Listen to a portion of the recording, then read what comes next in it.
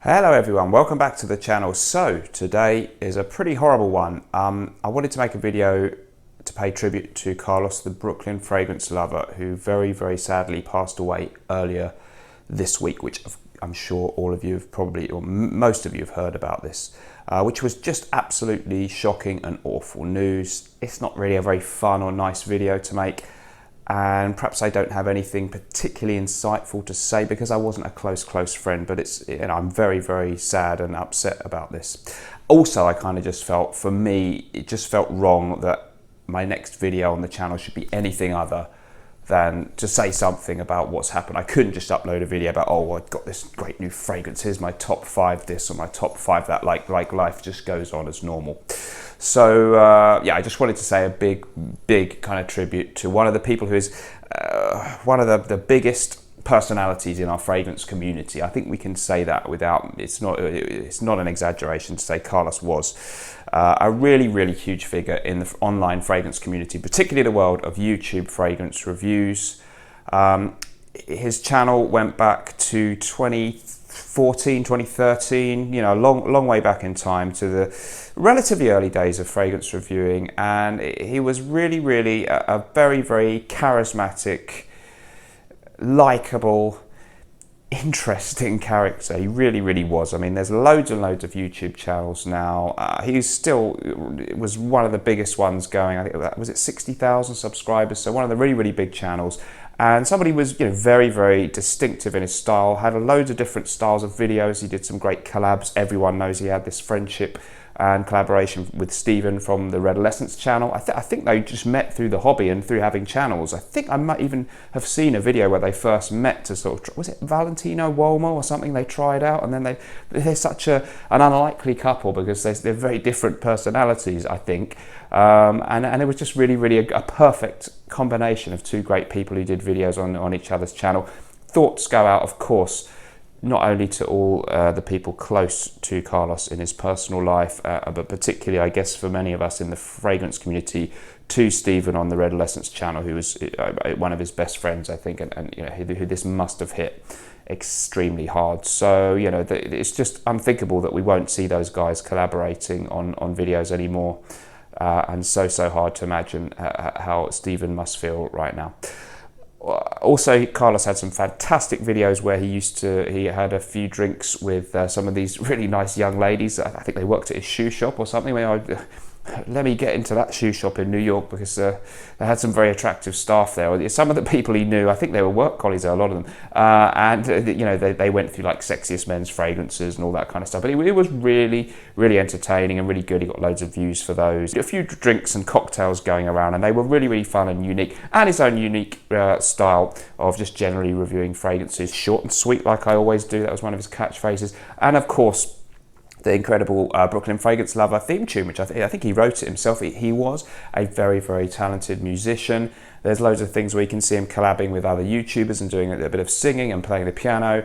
He filmed some collaborations where he sang and played piano with people like Andrea from the Curly Sense channel not too long ago, and you know, really great stuff. Just a fantastic, huge character.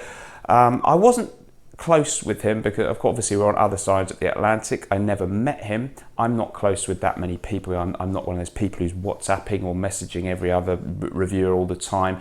But I did have numerous interactions with him. There were some collaboration videos that I appeared on his channel once years ago. In fact, I must mention this. He was the first year pretty much after I came out. Yeah, 2016, my first year on YouTube. I think in the Christmas of that year, he invited me to host his Christmas collab special, which was incredibly kind and nice of him.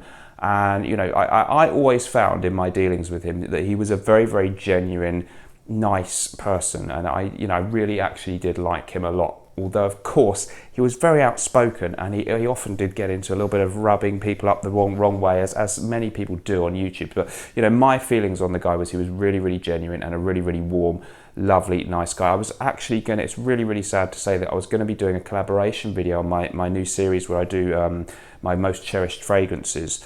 And you know, we were just imminently that was going to be done, and sadly that video now will never happen. But I'd been talking to him a bit more than usual, And so yeah, very shortly before he so sadly passed away, I was in contact with him, and I must admit there was a feeling that something was a little bit wrong. I don't know anything about really what's gone on and why he's no longer with us exactly. It wouldn't, you know, it's not for me to talk about that, but I know he had a bit of a health scare at the back end of last year, and I kind of sensed that he wasn't exactly full of life and not quite his old self. So it's really sad now. Little did I know, of course, that anything this terrible is going to happen. So heartbroken here, really, really sad. You know, as you can probably tell, I'm not the world's most emotional person. You know, I haven't cried for since I was a little boy, you know, so I'm not going to get all mushy, really.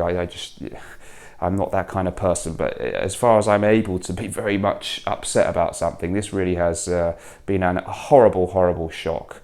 Of course, when it's an online kind of thing, it is different to somebody that you know in real life. So, you know, it's a weird kind of feeling when somebody that you knew through the internet and videos is gone. But what a hole he is going to leave in the fragrance community. I just can't really believe it. And I hope that stuff is going to happen to keep his memory alive. I don't know what that'll be, but I'm sure some of the other reviewers and people will be, you know, obviously his channel's still going to be there. I think it would be great if we can do something, maybe some kind of annual event or something. I'm sure stuff's going to happen that will pay tribute to him and keep that memory alive. And of course, you know, you'll be cliched here, but I'm sure somewhere up in heaven, you know, he's making the place smell great.